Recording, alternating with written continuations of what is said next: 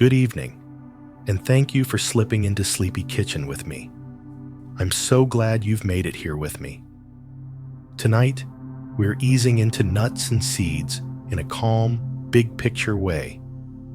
In everyday language, nuts are the rich kernels we crack from hard shells, and seeds are the plant's starting points, small packages meant to grow into something new. They're tiny, but they feel substantial because they're built to hold a lot in a little space. Here's a simple fact to anchor that idea. Many nuts and seeds stay fresh longer when they're left whole because the shell or skin slows oxygen from reaching the oils inside. If you'd like more cozy, practical food facts, you can subscribe or simply come back whenever you need a gentle listen. But for now, let your mind follow only what feels easy. Let's begin. A nut, or a seed, is designed to become a whole new plant, so it usually includes an embryo plus a reserve of food to power early growth. That reserve is a practical idea in tiny form, like packing a lunch before a long trip, because a sprout cannot make much energy from sunlight at first and has to live on what it was given. Some plants store that reserve mostly as oil, some lean more starchy, and some carry a mix with protein. This is one reason different kernels can feel creamy, bready, or dense even when they are about the same size. Once you keep the sprout's needs in mind, the richness of nuts and seeds feels less mysterious. A true nut is not just anything nutty. It is a specific kind of fruit with a hard wall that forms around one seed. In simple terms, the shell of a true nut is part of the fruit itself, hardened into a protective case rather than a separate pod you peel away in strips or snap apart along a seam. This is why true nut includes examples like hazelnuts and acorns, while many popular nuts are technically seeds from other fruit types, such as drupes, even though they taste and cook like nuts. The definition is less about memorizing names and more about noticing what exactly the hard layer is made from. Unlike peas or beans that often split their pods to release seeds, many true nuts do not open on their own when they are ripe. The plant's strategy is to let gravity, weather, and animals do the opening, which is why an in-shell nut can feel like a sealed container rather than a wrapper that was meant to peel easily. That stubborn shell is not only protection in the wild, it also limits exposure to air and light, which helps explain why intact nuts usually keep their flavor longer than chopped pieces that sit in an open bag. In that way, the shell is nature's packaging, and packaging affects freshness. A seed is the embryo package itself, and it often rides inside a fruit that helps it travel away from the parent plant. Some fruits are built to be eaten, so the seeds get carried and dropped elsewhere. Some float on water. Some hitch a ride on fur. Some dry into cases that scatter with a gust. Those travel plans explain why seeds come in so many shapes, from flat pumpkin seeds to tiny poppy seeds that pour like sand, and from slick watermelon seeds to ridged sunflower seeds you can crack with your fingernails. Even a simple difference, like a papery hull versus a naked seed, changes how we handle it, because the coat might need cracking or removing, while the seed inside is ready to toast. Many foods we call nuts are actually seeds, legumes, or drupe seeds, and the nut label is mostly a cooking shortcut. If a kernel is rich, firm, and pleasantly oily, we tend to group it with other nuts because it behaves similarly when chopped, toasted, or ground into a paste that can thicken sauces and carry flavor.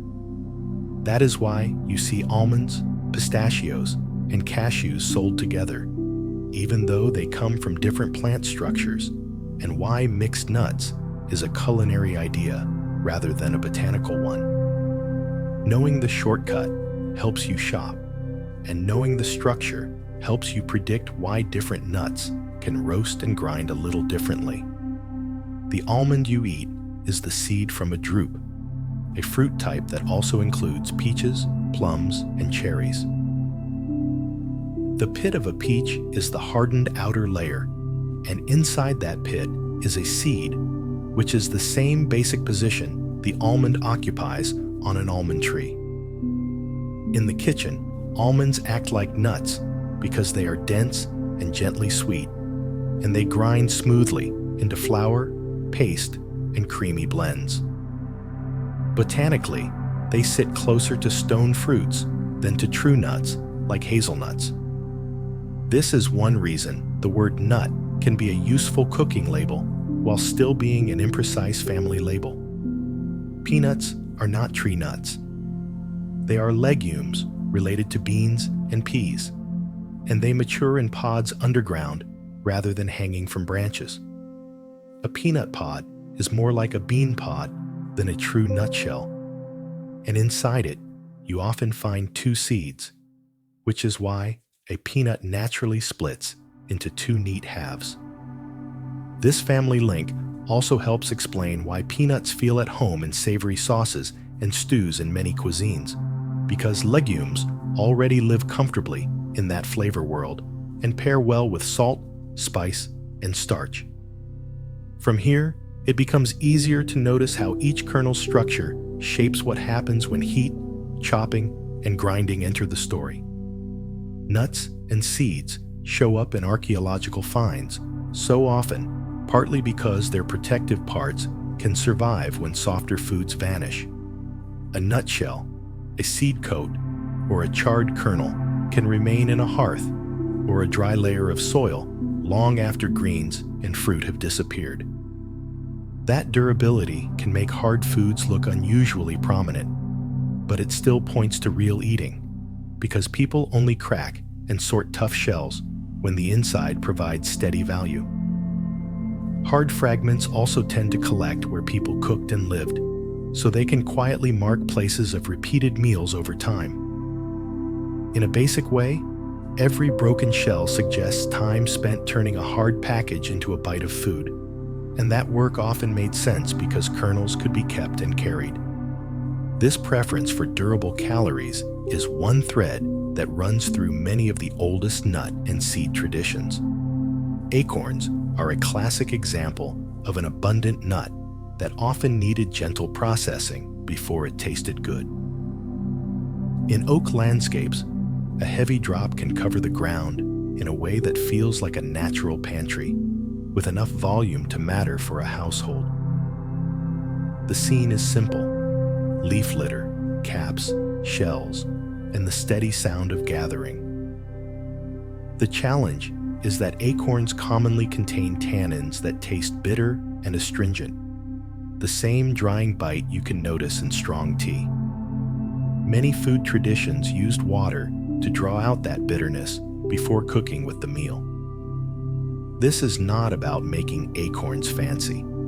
It is about making them neutral enough to combine with other staples without fighting the tongue.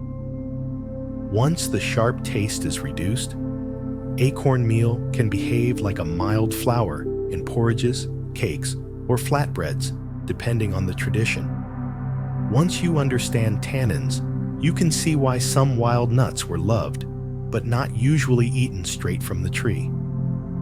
Sesame is often discussed as one of the earlier cultivated oilseeds, grown not only to eat, but also to press for oil from very small seeds.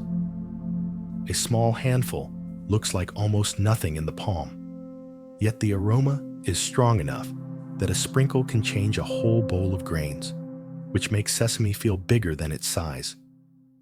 In a warm pan, the seeds go from pale to fragrant quickly, and the scent arrives before the color fully deepens. Kept dry, sesame stores well, and that dryness made it easier to carry and trade than many fragile fresh foods in many settings. even when you do not press oil. Grinding sesame into paste concentrates the same oils into a spreadable ingredient that feels substantial. Because sesame's flavor lives largely in its oils, it can function as seasoning as much as sustenance, especially after toasting. The next useful step is noticing other seeds that served a household beyond flavor alone. Flax shows how a single plant can earn a steady place in daily life by being useful in more than one category at once. The stalk fibers can be processed into linen, while the seeds, often called linseed, can be eaten, ground, or pressed. That means one crop can support both pantry needs and household needs. In early farming, land and labor had to cover many essentials, and a plant that solved two problems was easier to justify season after season. It is like harvesting both a cooking ingredient and a household material from the same patch of ground. The name linseed hints at that household role, because the same seed might be used in food one day and pressed or traded another. From there, hard-shelled nuts like walnuts make immediate sense. Walnuts were valued across a wide range of food cultures, in part because the shell is tough enough to protect the kernel through storage and transport. Compared with fresh fruit, a walnut is already packaged, and the shell limits air exposure and handling damage until the moment it is opened. That makes walnuts well suited to markets and long routes, where spoilage is expensive and reliable foods are valuable, even if the trade stories differ by region. When you crack one open, there is often a clean, woody scent, then the softer, fatty smell of the kernel itself. The inner skin can taste slightly bitter, but that bitterness can also signal protective compounds that help the kernel endure. When the shell is opened only at the point of eating, the flavor can stay cleaner and less stale than a nut that sits exposed. That same idea helps explain why some small seeds are prized even when they take work to gather. Pine nuts point to a long-standing relationship between people and wild landscapes because the edible seeds are hidden inside cones, and the harvest can be labor-intensive for such small pieces of food. Many pine species produce edible seeds, but the size, timing, and ease of extraction vary widely, which is why pine nuts can be everyday in one region and occasional in another. Their buttery impression comes from oil, and that oil makes the seeds grind smoothly into pastes that can carry herbs and other strong flavors. In the kitchen, they toast fast, then shift from sweet and nutty to dark and bitter if you miss the moment. In places where wildlife competes for the same cones, the timing of harvest can matter, which adds to the sense that these seeds are earned. When you pay effort up front, you tend to use the ingredient in ways that make its flavor go farther. That contrast, labor for a rich seed, makes crops like sunflower feel especially straightforward. Sunflowers are a good example of why some seeds became major crops, because the plant concentrates a large harvest into one visible, easy-to-collect head. A single mature head can hold hundreds of seeds arranged in a tight pattern, which makes the yield feel efficient compared with gathering small amounts from scattered plants. Those seeds can be eaten whole, ground into meal, or pressed for oil, so one crop can serve several kitchen roles depending on need and season. A head that dries down into a tidy cluster is also easier to store and thresh than seeds that scatter as soon as they ripen. Domestication often favors plants that hold seeds in a way people can harvest and dry with fewer losses, and sunflowers fit that practical preference. After a big, visible head like sunflower, it is interesting to watch tiny seeds do big jobs.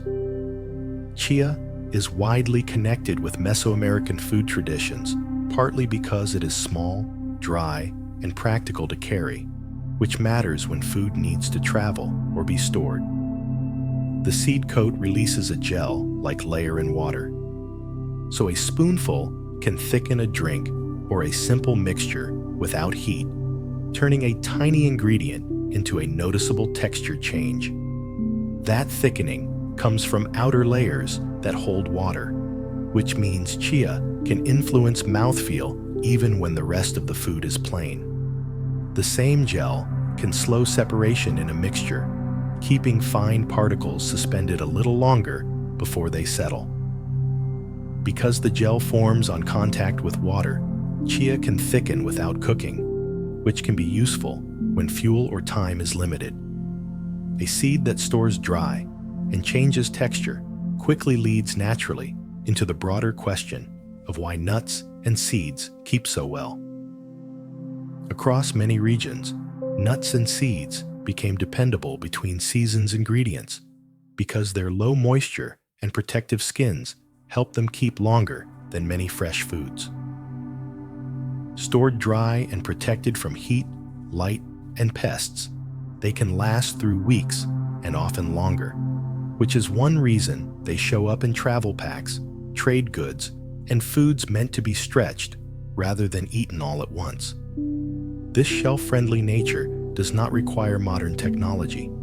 It mostly requires understanding that moisture invites spoilage, and that oils go stale faster when heat, light, and air get easy access. Natural shells, husks, and seed coats slow that damage by limiting exposure until the moment you crack or grind. This is why whole seeds usually keep longer than ground meal, and why in shell nuts often taste fresher than pre-chopped pieces. To understand why some kernels come wrapped in one kind of protection and not another, it helps to look at how plants build them. A seed is a complete starter kit for a new plant, with a tiny embryo, a built-in food reserve, and a protective coat that keeps the package intact until the timing is right. Even seeds that look like specks, only a few millimeters wide, still carry that same three-part design. It is compressed into a tight bundle that can survive travel, dryness, and a long pause. In many plants, the reserve sits as endosperm, or as thick seed leaves called cotyledons. That saved food is what lets a sprout push out roots and a first shoot before it can live on sunlight. That is why nuts and seeds can feel so substantial in cooking, because you are tasting the stored fuel meant for a plant's first days, and it leads straight into how the seed keeps that fuel protected. Most seeds are built to wait, not to grow the moment they leave the parent plant. And that waiting mode is often called dormancy. When a seed is dry, its internal activity stays very low, like a device in low power mode, which helps it last through storage, dry weather, or colder seasons without spending the reserve meant for the embryo. The signal to wake is often moisture plus warmth, and sometimes light or seasonal cues. So different plants are tuned to different go signs instead of sprouting all at once after the same rain. In kitchen terms, this is one reason a jar of seeds can feel calm and dependable. You can set it down, come back weeks later, and the kernels are still themselves. The seed coat acts like a gatekeeper. It controls how quickly water and oxygen can reach the embryo and start the waking process. A thicker, tougher coat protects against damage and drying, but it can also slow water entry, which is one reason some seeds take longer to soften even when they are about the same size in your hand. Many coats include waxy layers or tightly packed fibers that resist moisture at first, so the seed does not commit its reserve too easily. In kitchen terms, that gate is the hull, skin, or shell-like layer you might remove, and it helps you predict texture before you taste. Once you notice that simple gate, you also become ready to see plants add even more packaging outside the seed itself. Chestnuts show how protection can come in stacks. The edible nut is wrapped in a spiny outer husk, often called a burr, and the burr discourages animals from eating the chestnuts too early. As it dries, it typically splits into sections so the nuts can drop and spread, turning a locked bundle into separate pieces that can be carried off by gravity and animals. Inside that burr, each chestnut still has a smoother shell and a thin inner skin that can cling tightly to the kernel. Even after the spines are gone, there is still a shell to open and then a skin to manage. When you meet a food with layers like that, you start to see the plant's plan: slow protection first, then release when the time is right. A coconut is a seed riding inside a layered fruit, with a fibrous outer husk, a hard inner shell, and then the edible seed contents inside that shell. What people call coconut water is mostly liquid endosperm, and the white coconut flesh is largely solid endosperm. Both are meant to feed the embryo as it develops and begins to sprout, which is why they also behave like food for us. The embryo itself is small compared with the reserve, and one end of the shell has the familiar dark eyes that mark where that embryo sits behind the layers. Seeing coconut as endosperm in two forms, liquid and solid, is a simple way to connect structure to the way coconut behaves in recipes later. It also keeps the story grounded, because the sweetness and richness come from stored fuel, not from mystery. Brazil nuts are not nuts in strict botany. They are seeds tucked inside a large, woody fruit that works like a natural vault. The outer pod is thick enough that it usually must crack or break before the individual seeds can be reached. Inside the pod, the seeds sit in segments that can resemble orange slices packed together around the center. Each of those seeds then has its own hard coat that feels shell-like in the hand. There is an outer container and then a second protective layer on every single seed, like a box holding many boxed items. This pattern helps explain why some kernels arrive so protected and why they often stay fresher longer when left in their natural coverings. The sunflower seed you crack is usually an achene, a small, dry fruit with the seed inside, so the striped husk is closer to a fruit wall than a simple seed coat. The true seed is the soft kernel you eat once the husk is gone, and sunflower hearts are simply those kernels separated from their outer fruit layer. That is why they look smaller and feel more tender. A sunflower head is packed with hundreds of these tiny fruits arranged in tight spirals, each one formed from a small flower in the center disc. When you picture a whole head as many tiny fruits made from many tiny flowers, the scale of seed making starts to feel more concrete and less mysterious. It becomes a quiet kind of abundance, built from repeating small structures. Pumpkin seeds develop inside a fleshy fruit, attached to a spongy network called the placenta that holds and feeds the seeds as the pumpkin grows. That placenta is like a seed rack built into the center, keeping each seed supplied while the outer walls build thickness and protection. This is a very different setup from a seed drying in open air on a stalk. The seeds are flat and oval, and their pale outer coat can be eaten, removed, or sometimes naturally thin in varieties sold as pepitas. That is a difference in packaging more than a different kind of seed. Once you notice seeds attached to a placenta in a moist interior, many other familiar fruits start to make sense in the same simple blueprint. Poppy seeds are tiny not because they are less important, but because the plant can produce them by the thousands in a single capsule, trading size for sheer number. As the capsule dries, it can release seeds through small openings near the top, so a shake can scatter them in a way that resembles a built-in salt shaker. The next generation spreads with simple motion and wind.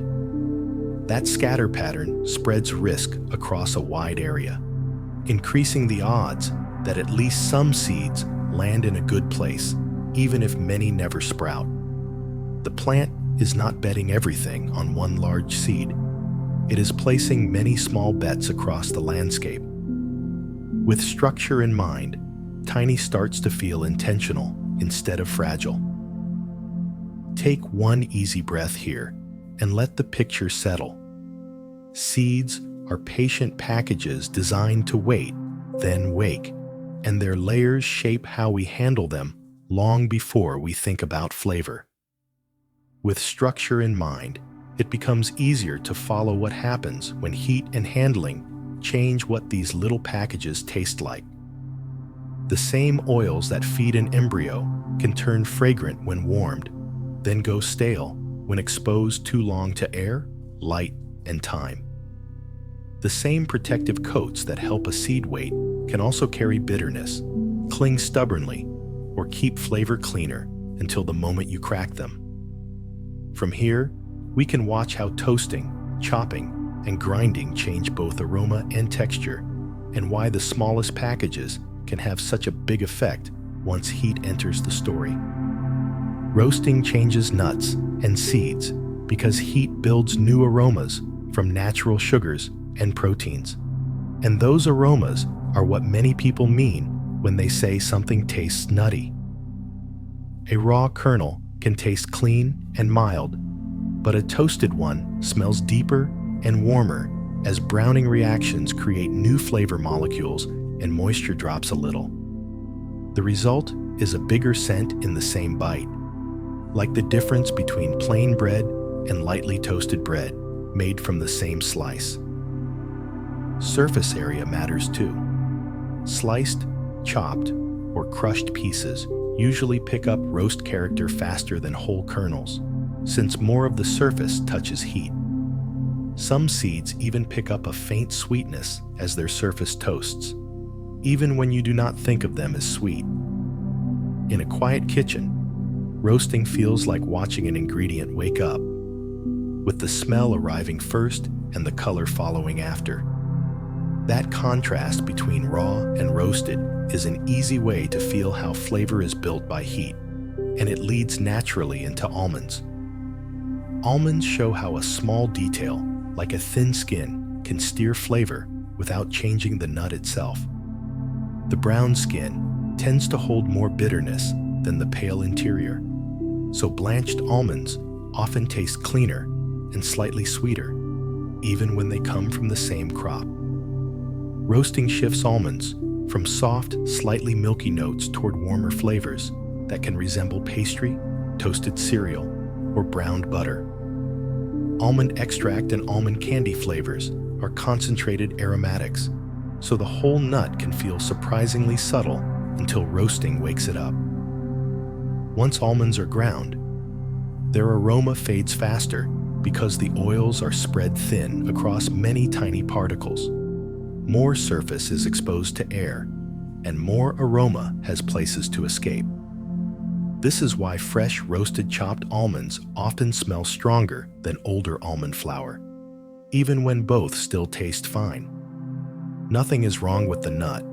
The aroma is simply easier to lose once the oils are opened up. Hazelnuts feel like the same idea turned up louder. Their oils carry toasted aromas very easily, and heat can loosen the papery skin so the flavor reads smoother. Many people describe toasted hazelnut as buttery and cocoa adjacent even before any chocolate is added, because brown notes overlap with the smells we associate with caramel and baked crusts. When hazelnuts are ground into paste, the flavor can seem stronger because crushing releases oil and spreads aroma across a wider surface area. This is why roasted, skinned hazelnuts are often preferred in sweet pastes, since the flavor lands round and clean instead of papery. Sesame repeats the lesson in miniature. Sesame seeds can taste quiet when raw, yet even gentle toasting makes them smell dramatically nuttier as their surface oils heat quickly and release volatile aromas. Since sesame is so small, it can move from pale to deeply toasted in a short window. One moment, it tastes rich and warm, and the next, it can turn a little sharp. Sesame flavor also shifts depending on whether the seed is hulled, since the outer coat can add bitterness and a more robust aftertaste. Toasting also makes sesame oils flow more freely, so the seeds coat the tongue a little more and feel richer even in a small sprinkle. Toasted sesame oil tastes intense for the same reason, because fat holds on to those aromatic molecules and carries them across a dish. Pumpkin seeds, often sold as pepitas, feel slower and heavier by comparison. They start with a mild green, slightly grassy note that becomes rounder and toastier as the seed browns and dries. The kernel is oily enough to feel rich, but it also has a firmer bite than many nuts. So roasting changes texture as much as aroma. Some pepitas are sold with very thin hulls or without hulls, and that matters because thicker hulls can add papery bitterness and a tougher chew that distracts from the center. As the seeds toast, their flavor often shifts from fresh and vegetal towards something more earthy and bread-like, which makes them taste at home in savory foods. Because the flavor is mild, seasoning tends to read clearly, and the seed can take on salt, chile, garlic, or smoke without losing its own identity. Walnuts are where bitterness becomes a clear theme. Walnuts can taste pleasantly complex, but they are also one of the easiest nuts for people to call bitter, largely because the wrinkled kernel is wrapped in a tannin-rich skin. That bitterness is not always a flaw, because it can play the same role as the bite in dark chocolate, giving contrast when walnuts meet sweet fruit, honey, maple, or a mild batter. Freshness matters here, because oxidation can create stale flavors that people sometimes confuse with natural walnut bitterness, even though the stale note tastes flatter and more dusty.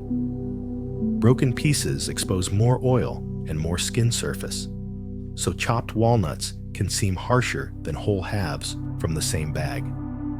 A light toast can shift the balance toward aroma and away from sharpness, which is why toasted walnuts often seem gentler than the same nuts eaten raw.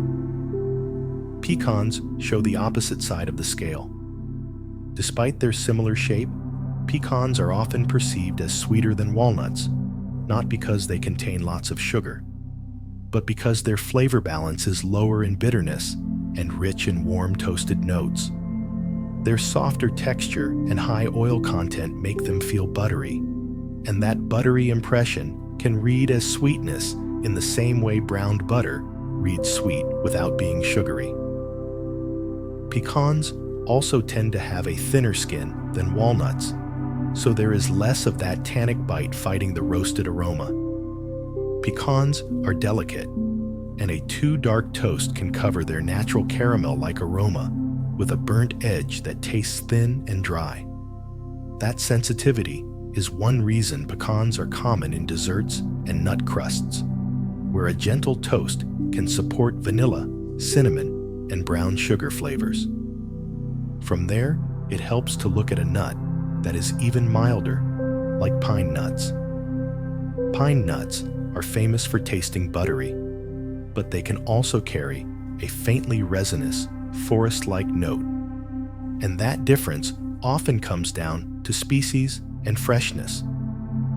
Since pine nuts are small and oily, their flavor can shift quickly once the oils begin to oxidize, so an older batch may taste flatter or slightly sharp compared with a fresh one. Even their size and color can vary from batch to batch, which can hint at different pine species and help explain why one bag tastes more sweet and another more woody. Because the kernels are pale and mild, even small changes in oil quality can be noticeable, the way old cooking oil can taste loud in a simple sauce. When pine nuts are warmed, their aroma rises fast, which is why they can seem fragrant after a brief toast and then suddenly taste harsh if pushed too far. There is a narrow sweet spot where they taste round, then the edge arrives quickly. That narrow sweet spot sets up an even bolder seed, black sesame. Black sesame often tastes stronger than white sesame because the dark seed coat can contribute deeper toasted bitterness, and that bitterness makes the aroma feel bolder and more lingering. When black sesame is ground into paste, the flavor intensifies again because oils and fine particles spread across the whole bite, so there is no single spot where the tongue can escape the taste. The color itself is not the flavor, but it often signals that more of the outer seed coat is present, which is where much of the robust taste comes from. In many sweets, black sesame is paired with sugar and creamy textures because sweetness softens the bitter edge and lets the roasted note stay round instead of sharp. Whole seeds can seem lighter than paste because fewer oils are released at once, which is why a sprinkle and a spoonful can taste like two different ingredients. Across all these examples, most of the flavor rides on oils. Heat helps those oils release aroma, and time, light, and air can dull that aroma as oils oxidize. That is why roasting can feel like turning up a dim light, and why freshness matters more after a kernel is chopped or ground. With that in mind, fat content becomes the next practical piece to understand, because it shapes both how bold a nut can taste and how quickly it can fade. Fat is the main reason nuts and seeds feel so concentrated, because it is the plant's most space-efficient way to store energy for a future sprout. Fat carries about 9 calories per gram, while protein and carbohydrate carry about 4. So a small handful can hold the same energy as a much larger serving of many fresh foods. Plants choose that density for a simple reason. A seedling needs reliable power before it can build leaves and start making its own sugars from sunlight. In a small seed, there is not much room for extra weight, so energy has to be packed tightly. This is why nuts and seeds can feel like they do a lot in a small space, and why they can change the feeling of a dish without taking up much room on the plate. In everyday cooking, that same density shows up as texture. A spoonful of ground nuts can make a sauce feel thicker and more stable, not by adding much bulk, but by adding oil and fine particles that help the mixture hold together. Oil spreads through the liquid and helps suspend tiny bits of spices, so a dressing can feel clingier and a sauce can feel smoother. Even when the flavor stays mild, the mouthfeel becomes rounder. It is a quiet kind of leverage, and it leads naturally into just how oily some nuts can be. Macadamias are a clear example of what very high oil content looks like in a nut you can buy almost anywhere. Many batches land around 2/3 fat or more by weight, which helps explain why the texture reads creamy and almost buttery even when the flavor itself stays gentle. When a kernel carries that much oil, crushing tends to smear instead of crumble. Grinding reaches a smooth paste quickly because released fat binds the particles into one soft mass. That richness can quietly boost the mouthfeel of cookies, crusts, and nut mixes without taking over the flavor. It is a good reminder that fat can act like a background amplifier, making food feel more complete even when the taste stays calm. Most nuts and seeds are dominated by unsaturated fats, which tend to stay more fluid at room temperature than saturated fats. A plain way to picture it is that many unsaturated fat molecules have bends that keep them from stacking tightly, while saturated fats are straighter and packed together more neatly, like tidy sticks in a box. Within the unsaturated group, monounsaturated and polyunsaturated fats differ in how many bends they have. And that balance can influence how soft an oil feels and how quickly it can pick up stale notes over time. Nuts can still feel solid in your hand because their oils are trapped inside firm plant cells. Once the cells are crushed, the same oils behave much more like any other liquid fat. That is why whole nuts can seem steady and dry, while ground nuts suddenly feel rich and oily. Coconut stands out in the nut and seed aisle because its fat profile includes a higher share of saturated fats than most common nuts and seeds. That is why coconut oil often turns solid or semi-solid in a cool room, while oils from almonds, peanuts, or sunflower seeds usually stay liquid under the same conditions. The same willingness to hold shape is why coconut fat can help candies and snack bars set firmly, and why coconut cream can feel naturally thick even without added starch, since the fat helps build structure in the mixture. Coconut shows that the word oil does not always mean pourable. It also makes a calm bridge into specific fats that are known by name, like omega-3. Flax seeds are widely known for omega-3 fats in the form of ALA, a plant-based fatty acid stored in the seed's oil reserve. ALA can be relatively delicate compared with some other seed oils, so the flax seed's hard coat acts like built-in packaging that helps keep the oil protected until the seed is cracked.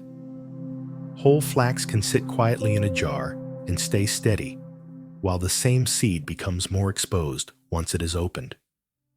When flax is ground into meal, the oil is spread across far more surface area, which is why ground flax tends to lose its clean, nutty taste sooner than whole flax from the same bag. You can see the same principle in flax oil sold as its own product, where the flavor and quality depend heavily on keeping that delicate oil away from heat, light, and oxygen. In a simple way, the seed coat is doing the same job as a closed lid. Walnuts also contain ALA in noticeable amounts compared with many other common nuts, and their fat mix is often described as more polyunsaturated than many sturdier pantry nuts. Polyunsaturated oils can be more prone to oxidation, which is part of why walnuts can pick up off flavors sooner than nuts that lean more heavily monounsaturated when they sit warm and exposed.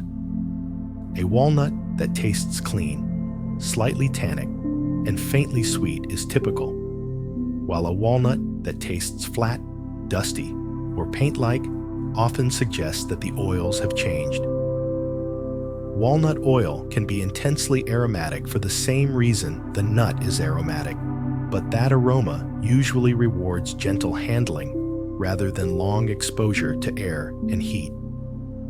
In this part of the pantry, freshness is not just a nice detail. It is part of the flavor itself.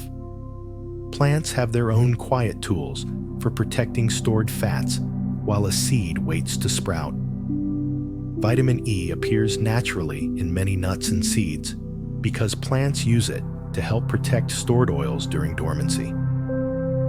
On ingredient labels, it may appear as tocopherols, which is a family name for forms of vitamin E that dissolve into oils and help slow oxidative damage.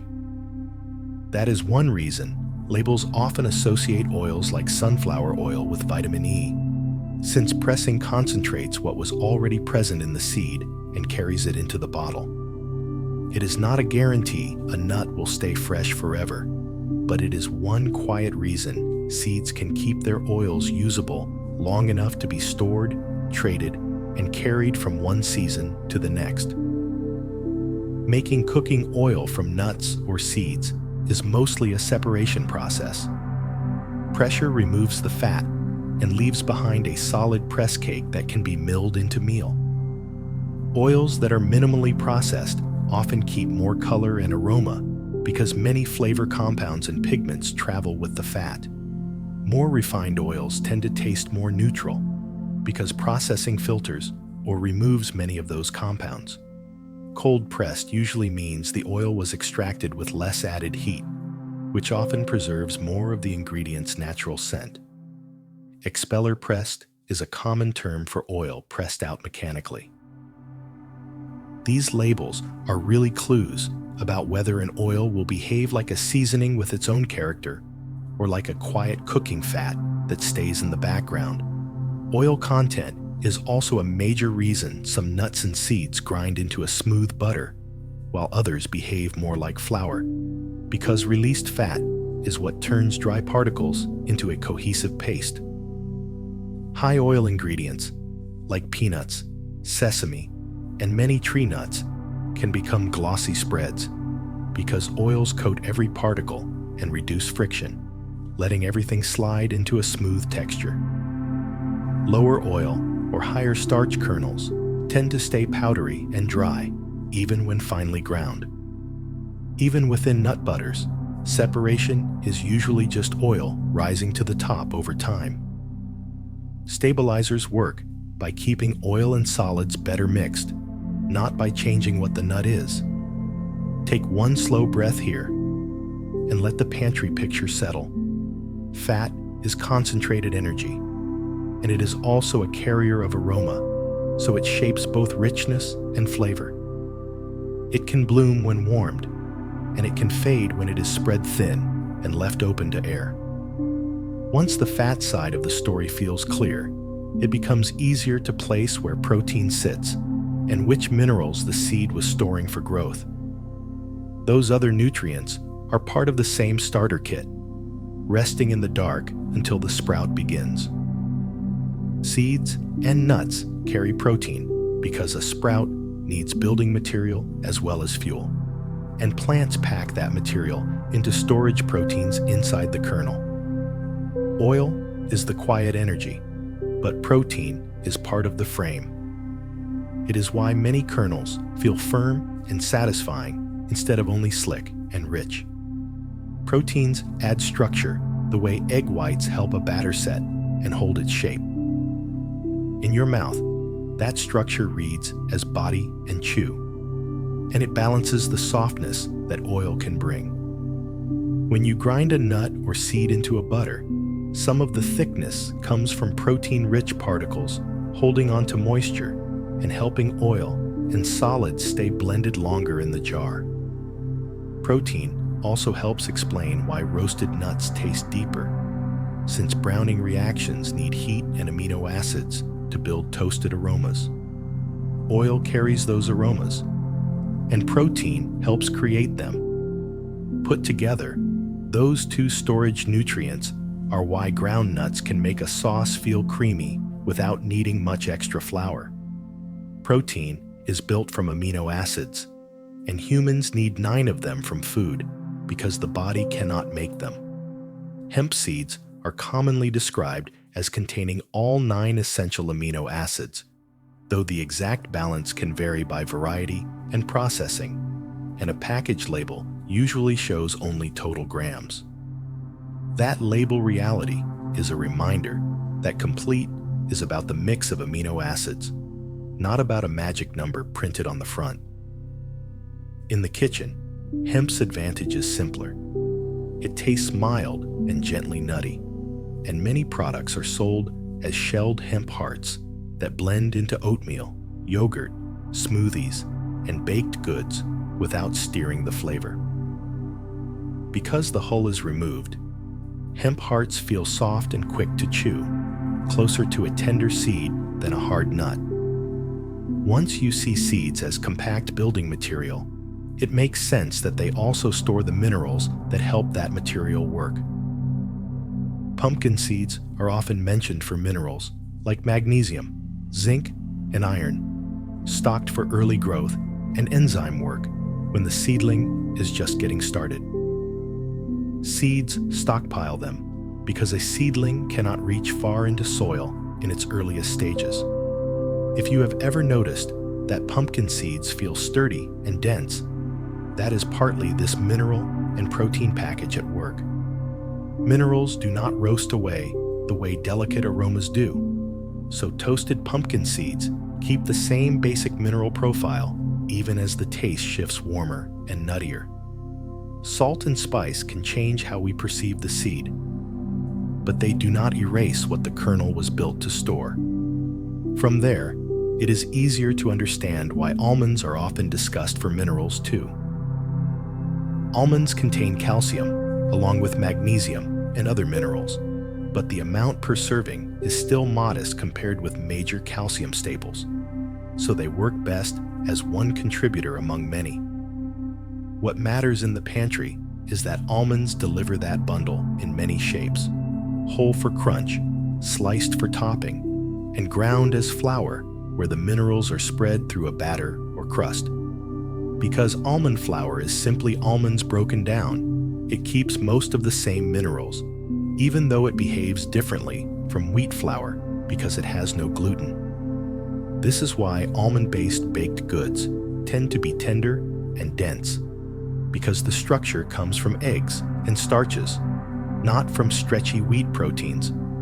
Almond butter carries the same minerals too, just dispersed in a paste that coats the tongue and reads as richer. Once you get comfortable with that idea, it is natural to notice a few nuts where a single trace mineral can stand out. Brazil nuts are unusually high in selenium, a trace mineral that plants pull from soil in amounts that can vary a lot by region and harvest.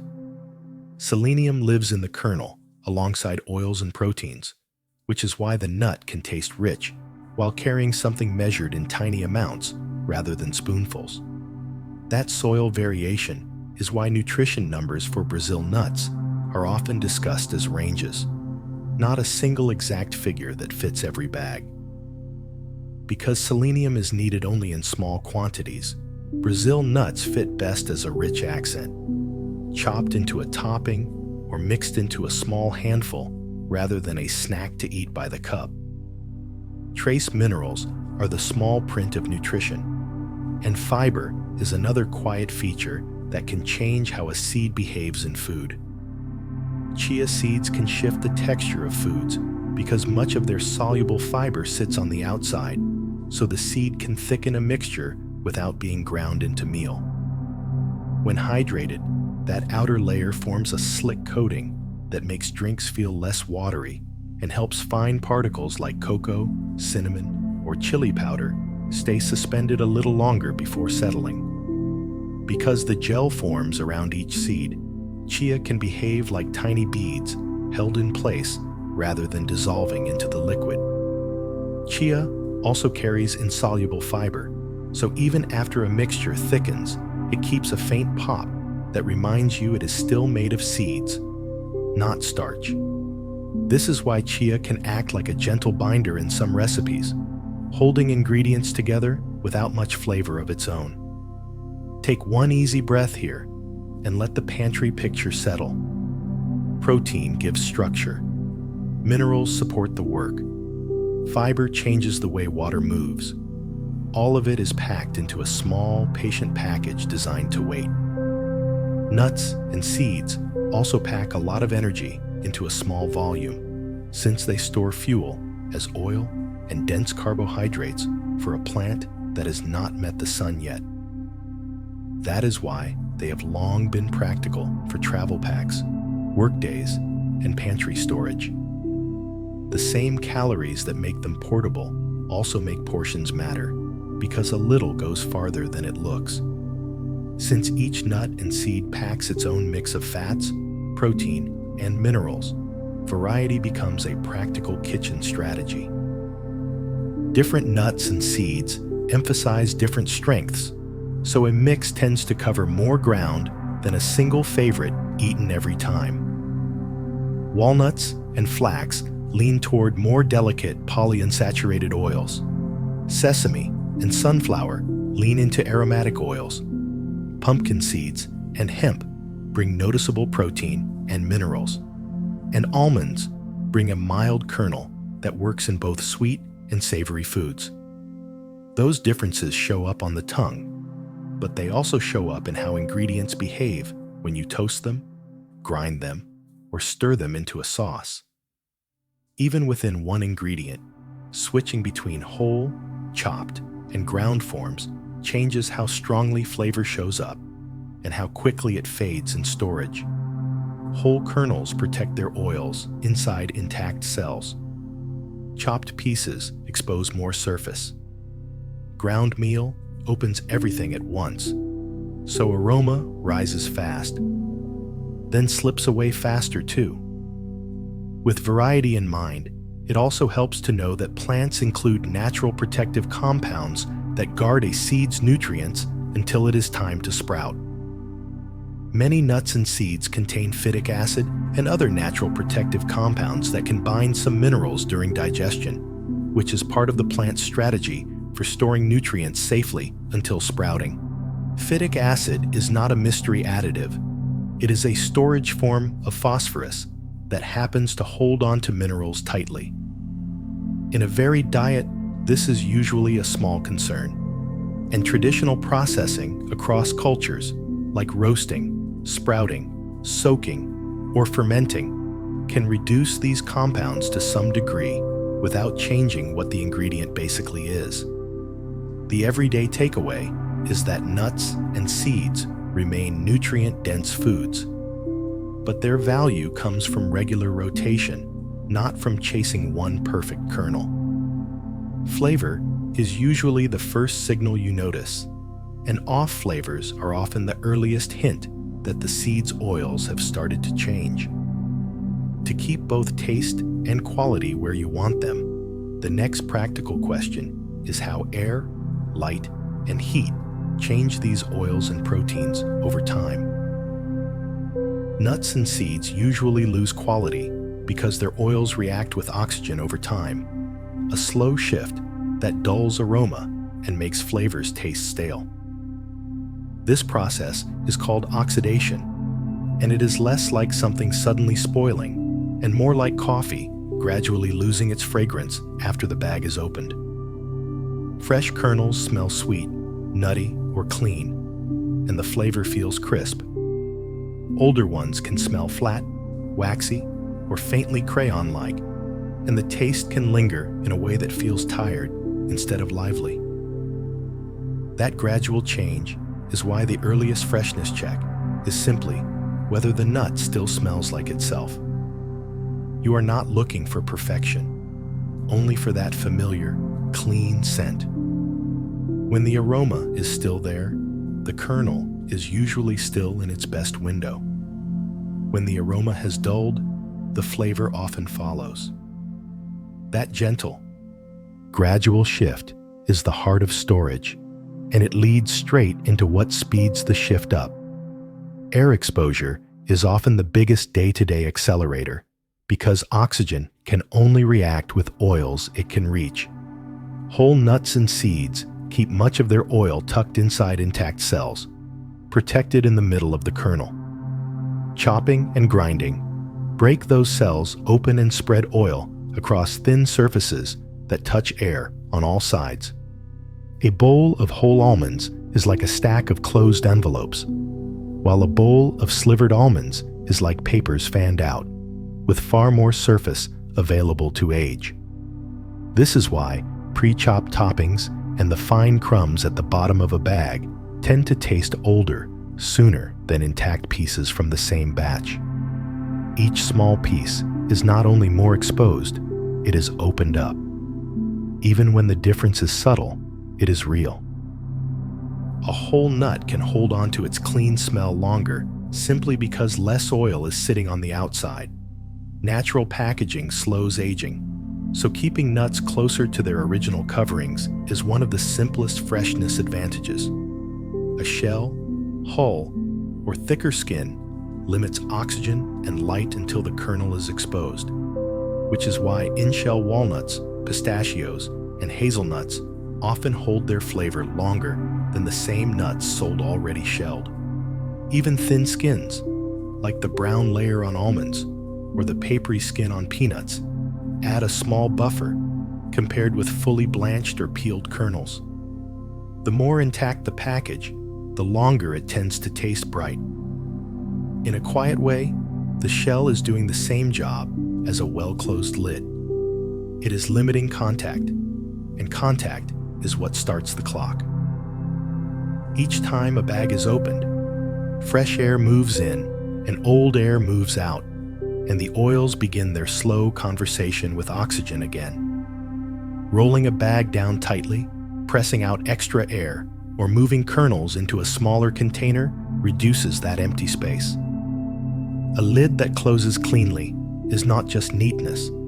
It is fewer little exchanges of air and fewer chances for aroma to drift away. If you buy in bulk, it can help to pour a portion into a small jar for daily use and leave the rest sealed. That way, you only expose a small amount to frequent opening. There is something calming about a container that shuts with a quiet click. It feels like the pantry, taking a gentle breath and settling back into stillness. Heat and light speed the same aging reactions, so storage location can matter as much as how tightly a bag is closed. Warmth gives molecules more energy to react, and bright light can kick off changes in oils, which is why sunny windowsills and spots near ovens tend to be rough places for nuts and seeds. An opaque container is simply a way to block light the way a pantry door blocks it, and it can help delicate seeds taste cleaner for longer. A cool, dark spot is basically slower chemistry. In a sleepy kitchen, cooler and darker is not dramatic, it is just calmer. The kernels sit, the oils stay quieter, and the aroma lasts a little longer. Humidity changes nuts and seeds in a different way, by softening texture and nudging flavors away from clean and crisp. Crunch relies on dryness, so when kernels absorb moisture from the air, they can turn chewy, lose snap, and clump together, especially small seeds like sesame or poppy that have a lot of surface for their size. Moisture can also invite dull, musty notes over time, which is why nuts and seeds are usually kept dry rather than stored in a damp area.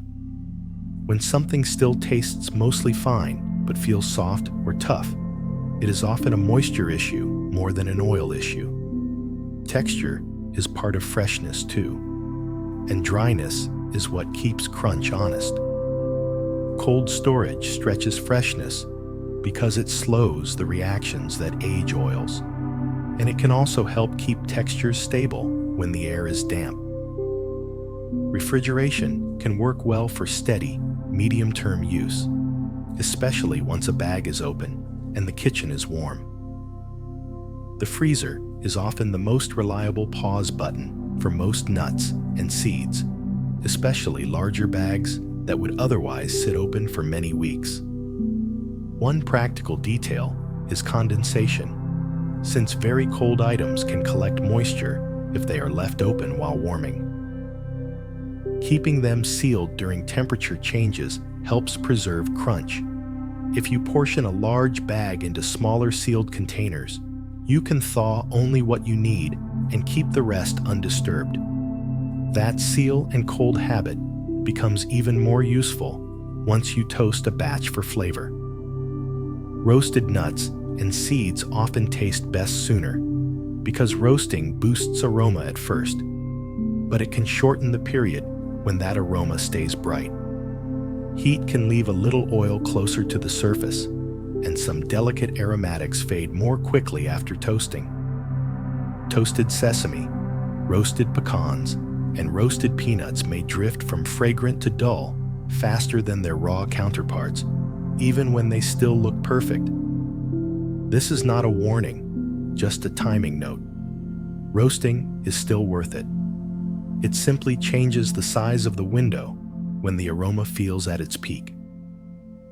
Roasting can also dry the surface, which can make toasted kernels more eager to pick up moisture and surrounding odors if they are stored loosely. Oils are good at absorbing smells, and a toasted nut can borrow the scent of whatever is nearby in the fridge if it is left uncovered. A tight container keeps the nut tasting like itself. It keeps the toasted aroma inside, and it keeps other kitchen scents out. In a quiet way, storage is part of seasoning because it decides what flavors the nut will carry when it finally reaches the bowl. Once nuts or seeds are ground, shelf life becomes shorter because grinding turns protected oil cells into thousands of exposed surfaces. Nut flours, almond meal, and especially flax meal can lose their clean flavor more quickly than whole kernels, because every fine particle is a new place where oxidation can begin. The same idea applies to nut butters and seed pastes, where oils are dispersed through a creamy matrix instead of tucked inside intact pieces, so freshness is more sensitive to warmth and air. Separation in a natural nut butter is usually normal settling, not spoilage. The flavor can still fade faster than it would in a whole nut, simply because the oils are already spread out. Freshness is mostly a question of use rate, because the clock that matters starts when air first enters the package. Best by dates describe peak quality under typical storage, but a product can stay pleasant beyond that point if it has been kept cool and sealed. It can also fade earlier if it sits warm and is opened repeatedly. Buying smaller amounts more often can be a quiet upgrade, especially for expensive nuts or delicate seeds, because it reduces how long they have to sit exposed between uses. Since fats also absorb surrounding smells, keeping nuts and seeds away from strongly scented items helps them keep their own identity. With storage settled, it becomes easier to enjoy how different cuisines put these kernels to work. Almonds show up across many cuisines because they can shift from crunchy to smooth without losing their core identity, which makes them useful in both sweets and savory dishes. A whole almond can be a clean snap on top of fruit or greens, and that same nut can become a soft paste that disappears into a sauce. When almonds are ground fine with sugar, they become the base for confections like marzipan, where the nut acts less like a topping and more like the body of the candy. The sweetness is there, but the almond is what gives the bite its gentle fullness, almost like a quiet perfume held in place. The same idea can lean savory too. Finely ground almonds can thicken sauces and stews in some traditions, because the particles suspend in liquid and add richness without needing wheat flour. This one ingredient can move through a kitchen in many shapes: whole for crunch, sliced for a light finish, blanched for a cleaner taste, or ground into flour or paste when you want texture to melt into the background. Sesame travels the world in two main forms: whole seeds and ground paste, and the paste form is often called tahini in Middle Eastern and Mediterranean cooking. Tahini is simply sesame ground until its oils create a smooth spread, so it behaves like a seed butter and can turn a thin sauce into something that clings. A spoonful can make a dressing feel fuller, and it can help a simple bowl taste more complete without tasting heavy. Whole sesame often plays a different role, adding a light crunch and a toasted aroma to breads, noodles, rice dishes, and snacks. In sweets, sesame can move from sprinkle to centerpiece, since ground sesame mixed with sugar can become dense, sliceable candies in several traditions. The toasted notes give sweetness a deeper base, so it tastes rounder and less flat. Once you see sesame as both garnish and base ingredient, it becomes easier to notice how peanuts function as both too. Peanuts are featured in many West African dishes because they can act like a protein-rich ingredient and a thickener at the same time. Ground peanuts turn liquids silky and substantial, creating sauces that coat vegetables grains, and meats without needing dairy or long reductions. The sauce becomes more than a flavor. It becomes a texture that holds everything together, the way a warm blanket holds heat. Because peanuts are legumes, they fit naturally into savory profiles, and their roasted flavor pairs well with ingredients that carry heat, tomato, or gentle bitterness from greens. Peanut-based sauces also scale well, since a small amount can change the mouthfeel of a whole pot. That efficiency is part of why it appears in everyday cooking as well as special meals. Cashews are often used in parts of South Asia because they blend into very smooth, mild creams that add body without a strong nutty edge. When cashews are ground into pastes, they can soften spicy sauces by giving them a rounded texture, and they can also make a gravy look glossy and cohesive. The spices still speak clearly, but the edges feel gentler, like the heat has a cushion under it. Cashews are also used as a garnish and texture contrast, since whole or chopped pieces keep a gentle crunch even in dishes with lots of sauce. Because their flavor is subtle, cashews tend to amplify whatever else is in the pan instead of competing. They can support warm spice blends, and they can also support brighter, tangier sauces without pulling attention away from the main aroma. From there, a smaller, more aromatic nut, like the pine nut, makes sense as a flavor lever. Pine nuts appear in multiple cuisines because they bring buttery richness and emulsifying power in a very small kernel. In Italian-style pesto, pine nuts help herbs and oil become a smooth paste rather than a loose salad of chopped leaves, because the nut particles and oils help bind the mixture. Similar logic shows up in some Middle Eastern cooking, where pine nuts are toasted and used to add richness and crunch to rice dishes, meat fillings, and vegetable preparations. Pine nuts are also often treated as a finishing ingredient because they can be expensive and their delicate flavor can be overwhelmed by heavy cooking.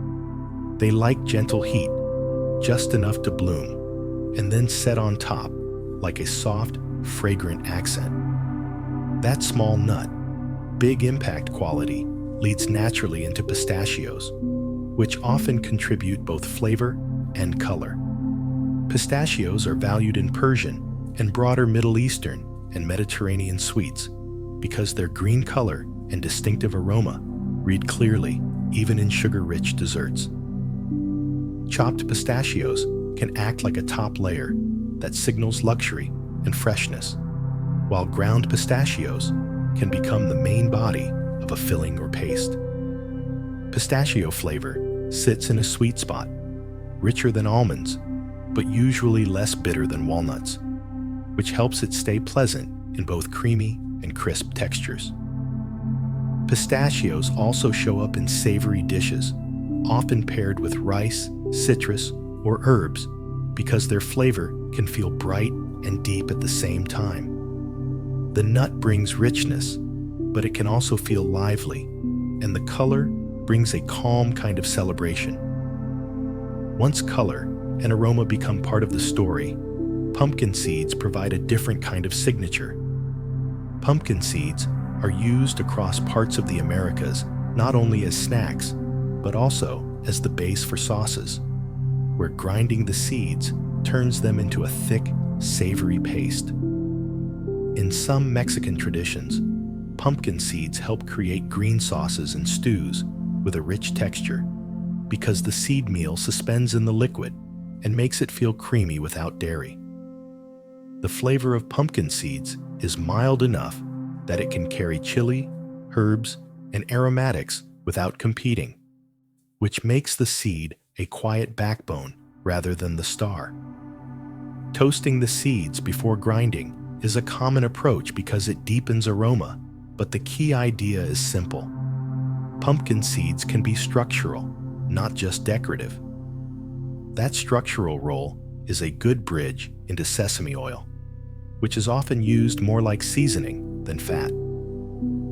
Sesame oil, especially toasted sesame oil, is frequently used in East Asian cooking as a finishing flavor because it is so aromatic that small amounts are enough. This is an oil where the taste is the point, not just the heat, so it is often added near the end to keep the fragrance from fading. It can make plain noodles, vegetables, soups, and sauces taste more complete with only a drizzle, because the oil carries roasted notes that spread quickly across the palate.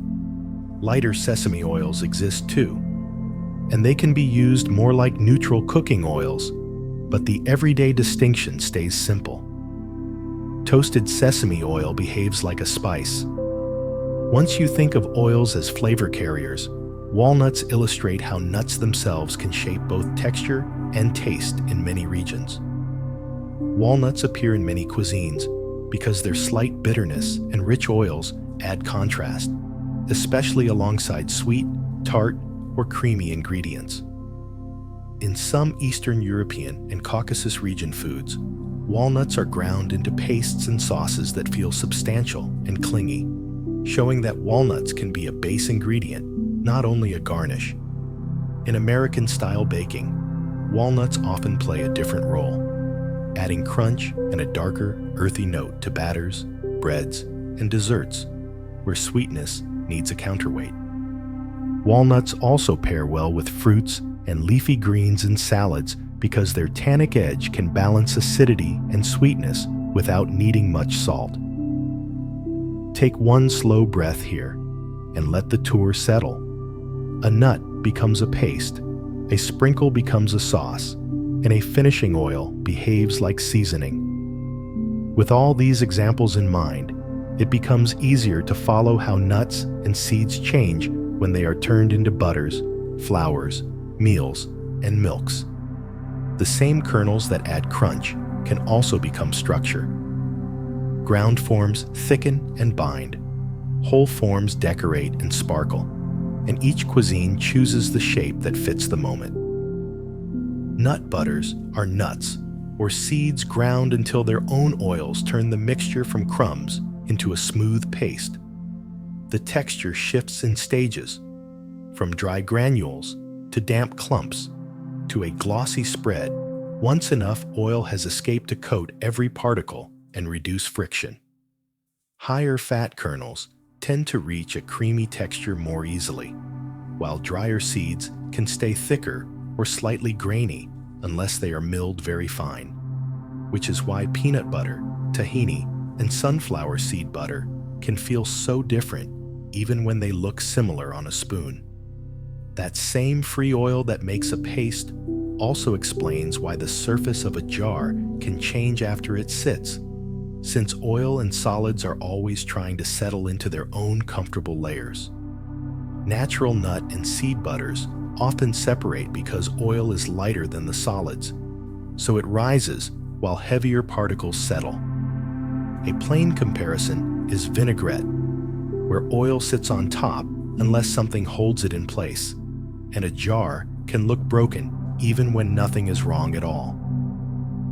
Some brands use stabilizers that keep oil suspended, while simpler versions rely on stirring to recombine, and the difference is mostly convenience and consistency from spoon to spoon rather than a difference in what the kernel is made of.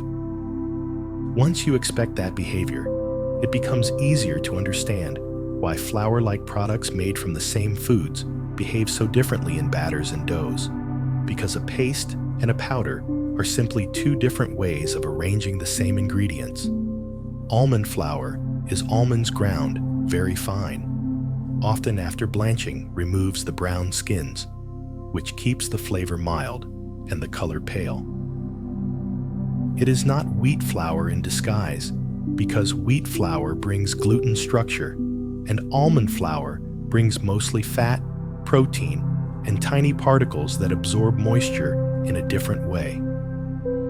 In everyday baking terms, almond flour tends to make results tender and rich rather than bouncy, and it can brown more quickly because fat and proteins react to heat in their own patterns, even when the ingredient list looks simple. Even the label can hint at the grind, since meal is often coarser than flour, and that little change in particle size can shift texture in a finished cake or crust. Seed meals, like flax meal, are ground seeds that usually stay more powdery and slightly gritty than many nut butters, because the balance of fiber, protein, and oil varies from seed to seed. Flax meal is often used for its mild nutty taste and its thickening power, since grinding exposes soluble fibers that hold on to water and make mixtures feel more cohesive instead of watery. The trade-off is freshness, because grinding spreads delicate oils across a huge surface area, so seed meals typically lose their clean flavor sooner than whole seeds if they sit warm and open for long stretches. Once a seed is turned into a fine solid, the next common transformation is turning that solid into a pourable liquid, like nut milk, where particles are carried by water instead of being held together by oil. Nut milks are usually nuts blended with water and then strained, which creates a suspension of tiny nut particles in liquid rather than a dairy milk made by an animal. Thickness depends on how much nut is used and how fine the particles are, and many packaged versions include gums or other stabilizers, so the solids do not settle quickly at the bottom between pores. Because fats and aromas are diluted across a larger volume, nut milks often taste gentler than the whole nut, even when the ingredient list is short, and added sweeteners or flavors can shift them from neutral to dessert-like without changing the basic method. In a calm way, nut milk is the same ingredient spread out, with richness thinned into a larger space, and that makes small differences in processing feel bigger on the tongue. That idea of fat dispersed in water becomes even clearer with coconut milk, where the fat behaves in its own distinctive way. Coconut milk does not come from the clear coconut water inside the shell. It comes from coconut flesh mixed with water and pressed or strained. Its creamy character comes from coconut fat dispersed through water, which makes coconut milk an emulsion, meaning tiny droplets of fat are suspended throughout the liquid instead of forming one separate pool. That is why canned coconut milk often separates into a thick layer and a thinner layer, especially when chilled, because the fat firms up and gathers while the watery portion stays looser underneath. Once you see coconut milk as an emulsion, separation stops looking strange and starts looking like a simple snapshot of fat and water doing what they naturally do when they have time to rest. Take one slow breath here and picture the pantry versions lined up in a quiet row. A jar of paste that shines, a bag of flour that drifts like dust, a carton that pours, a can with 2 layers that settle and wait. The ingredient keeps changing form, but the logic stays simple. Break it smaller, release oil, mix it with water, or let it separate, and then bring it back together. The same kernel, the same seed, and a different mouthfeel each time. Candied nuts are nuts coated in sugar that sets into a crisp shell, turning a soft, oily kernel into something that snaps and shatters.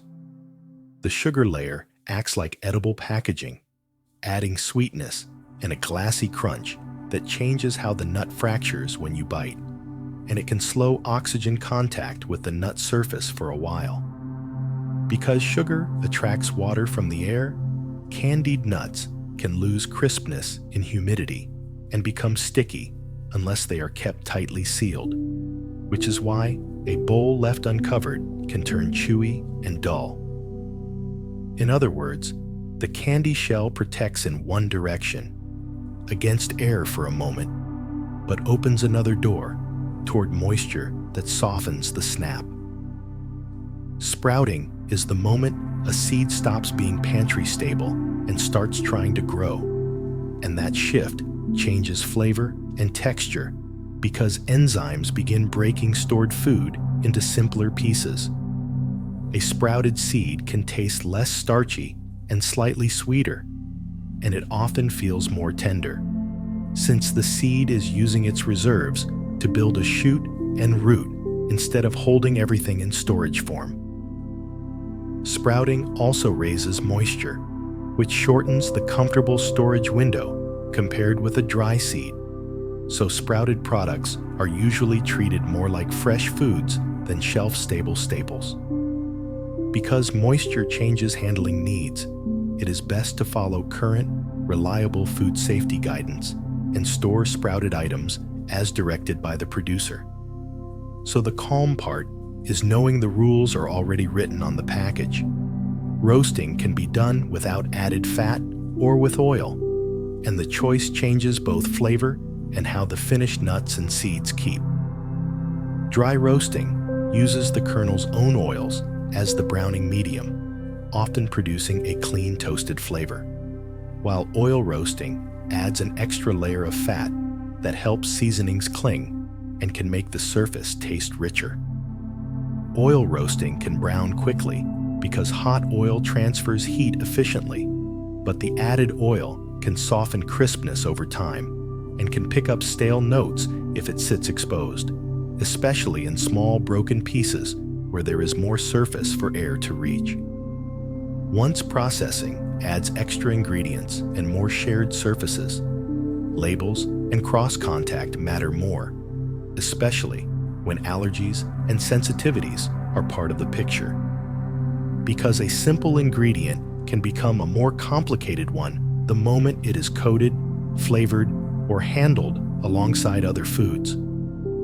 Peanut allergy and tree nut allergy are usually treated as distinct, even though grocery shelves often group them together.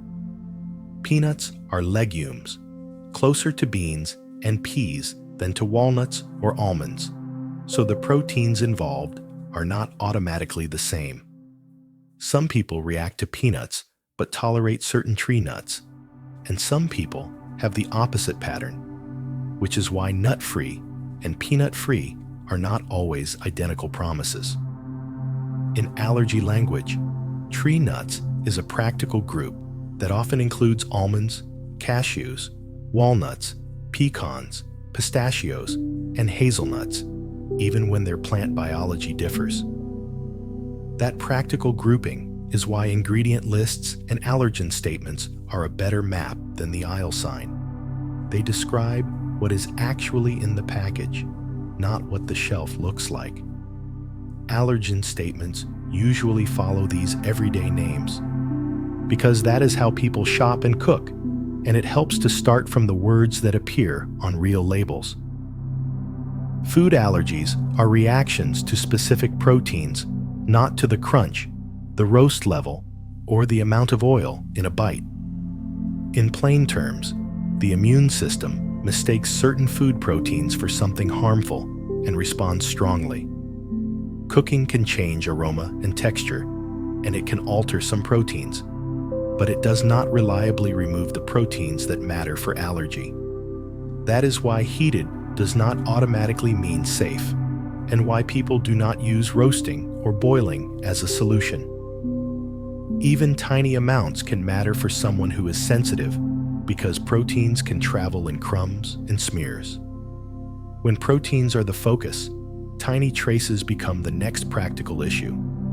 For many common allergens, proteins can remain reactive after typical cooking temperatures, even when the food looks well cooked and smells fine. Cross-contact matters because those proteins can move on shared equipment and shared surfaces without changing the look of the food. A shared scoop in a bulk bin, a grinder used for multiple products, or a tray reused between batches can transfer residue in amounts too small to see.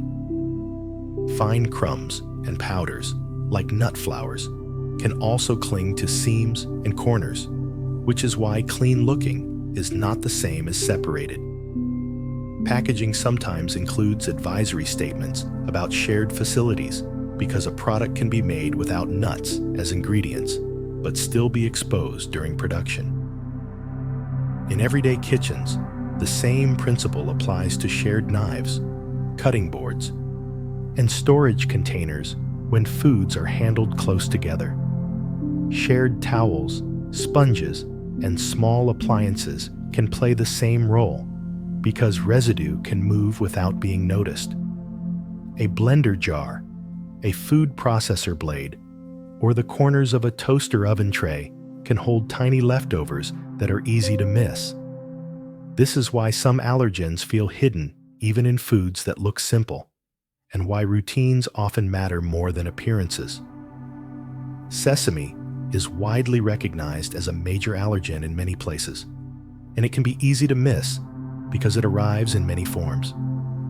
Whole seeds on bread are obvious, but sesame can also show up as tahini, as ground sesame in seasoning blends, or inside creamy sauces where it reads like a background ingredient.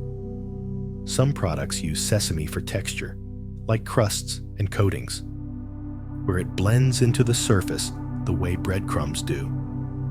Sesame can also appear in sweets, snack bars, crackers, and dressings, so it crosses both savory and sweet categories. Because it can be present without a strong nutty flavor, it is one of the ingredients people often learn to watch for by name. The same seed can be present as a sprinkle, a paste, a flour, or a seasoning note, and the label is where those forms are named. Once you think in forms and hidden ingredients, substitutes start to make more sense.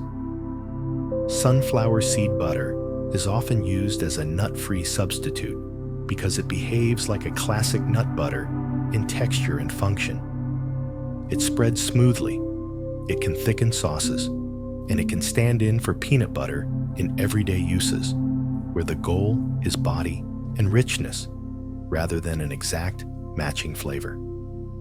The taste is different, usually earthier and more toasted, but the kitchen roll can be close enough that routines stay familiar in many nut-free settings. Sunflower seeds are also sold as hearts for sprinkling, and the same ingredient can shift from topping to spread depending on how it is ground.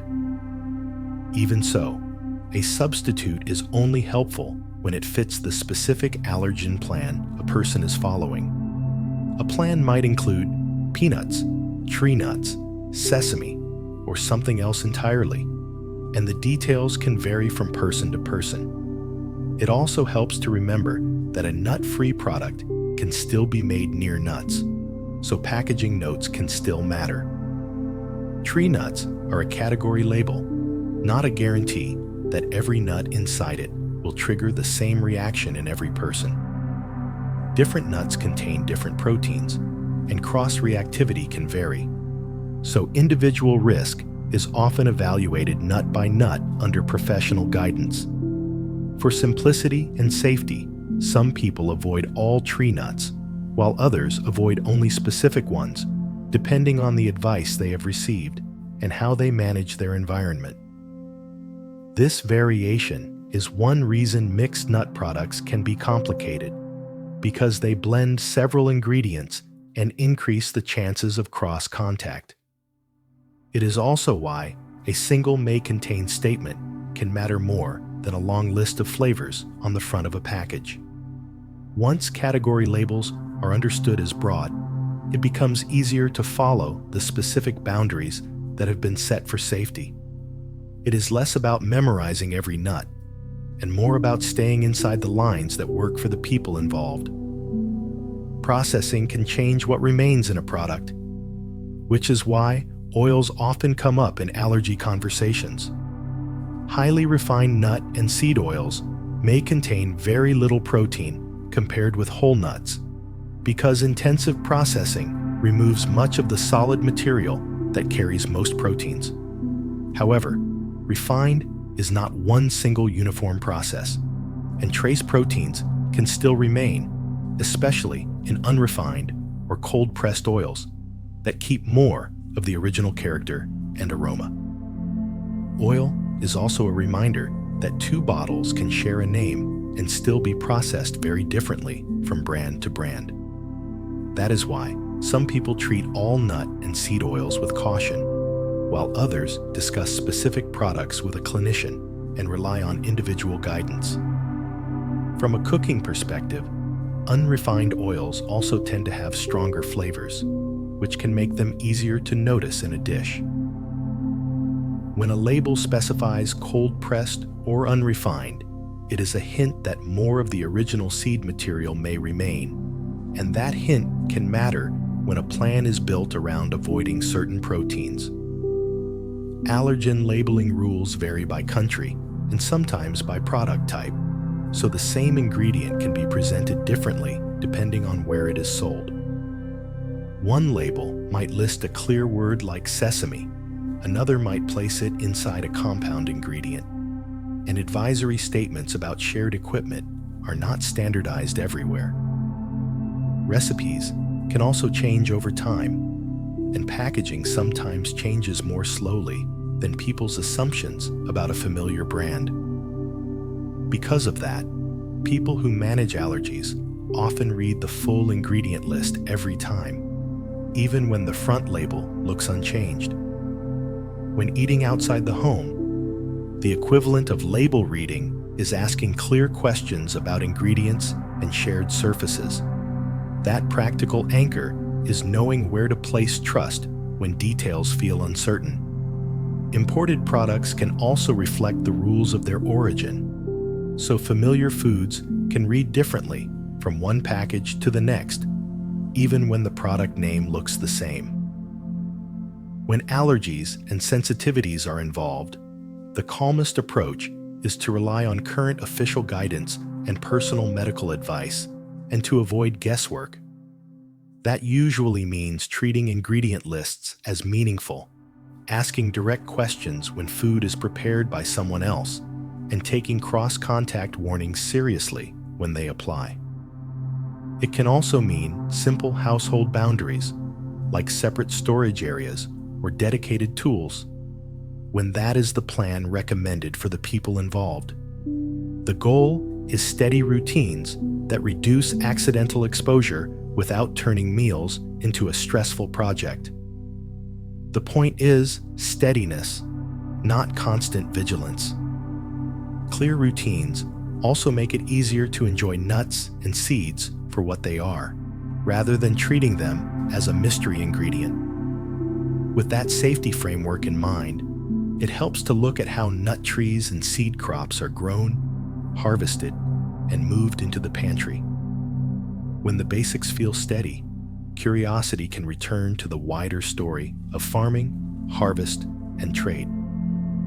Almond growing is often linked to water because many major almond regions have long, dry summers where rainfall alone does not meet the tree's needs. In those places, irrigation is what keeps trees producing full kernels, so water availability shapes both acreage and year-to-year yield. That is why almonds are frequently discussed alongside drought and water limits, especially in arid farming zones where many crops compete for the same supply.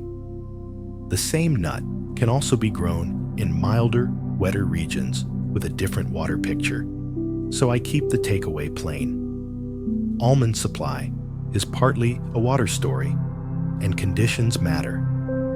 That dependence also makes orchards a long commitment rather than an impulse planting. Because trees are not a crop, you can swap in and out with the seasons. Many nut trees take several years to produce a substantial harvest, so an orchard is a long project rather than a quick seasonal plan. Early seasons are mostly about establishing roots and building strong branch structure, and yields usually rise gradually as the canopy develops and more flowering wood appears. This slow ramp means costs arrive well before a major crop, which helps explain why supply cannot expand overnight when demand jumps, and why new plantings are planned years ahead. I treat that lag like the difference between planting a tomato and planting an apple tree. One pays back quickly, the other asks for patience.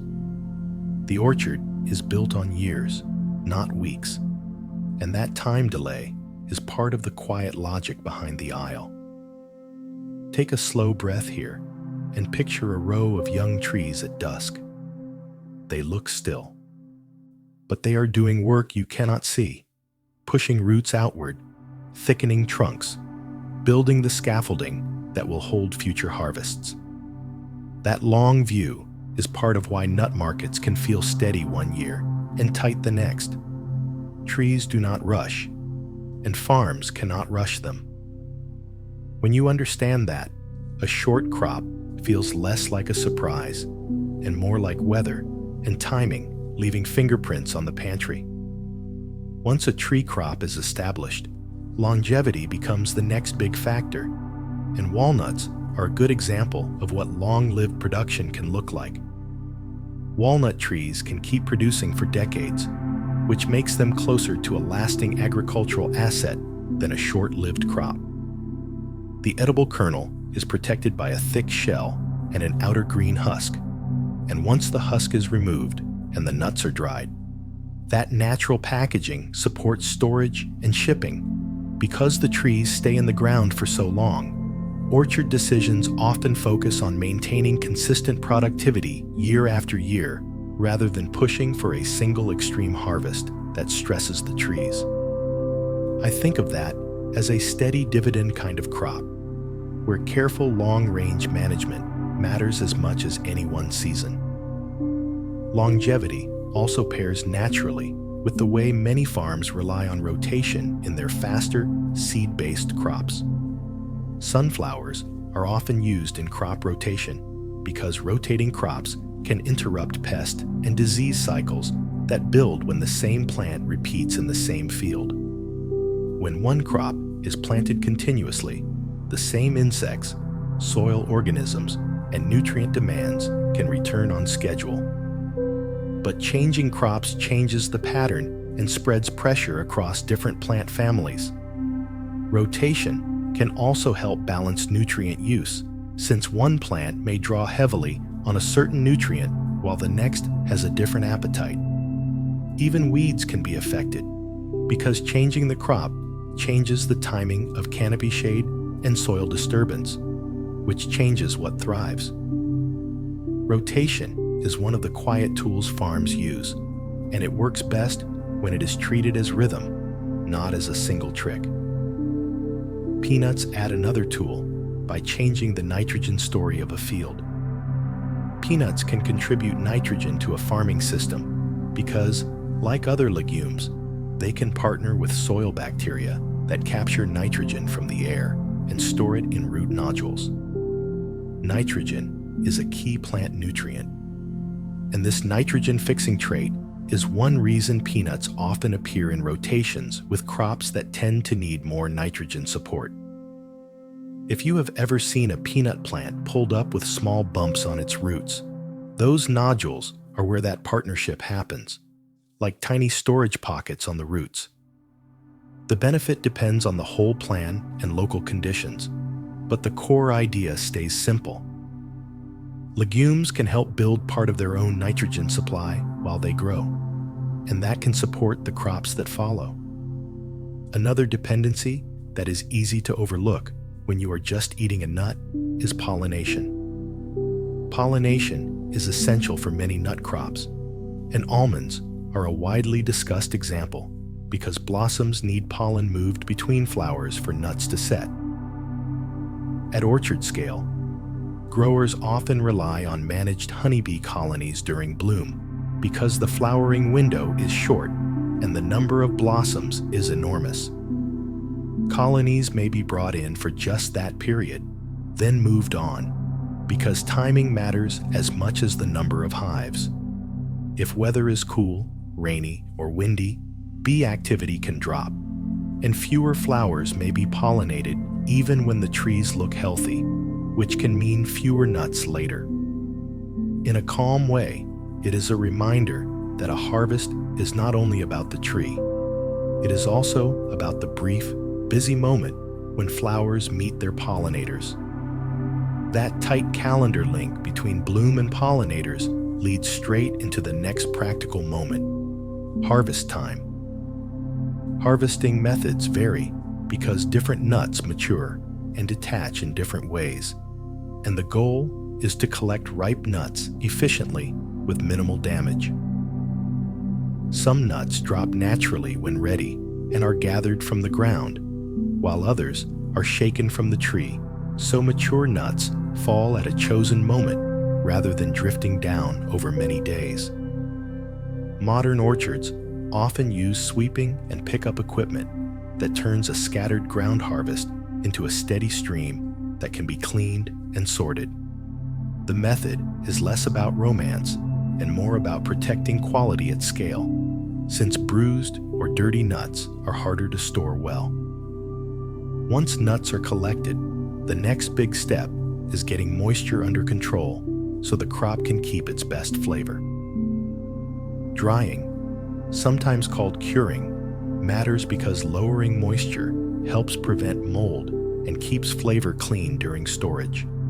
Freshly harvested nuts can carry moisture from husks, soil contact, or humid weather, and storing them wet raises the risk of musty aromas and quality loss over time.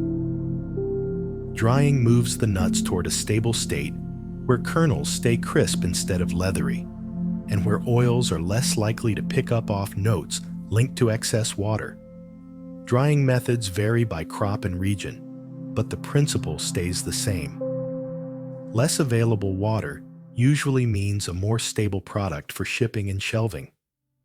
When the kernel is dry enough, it can travel farther and wait longer without losing its identity.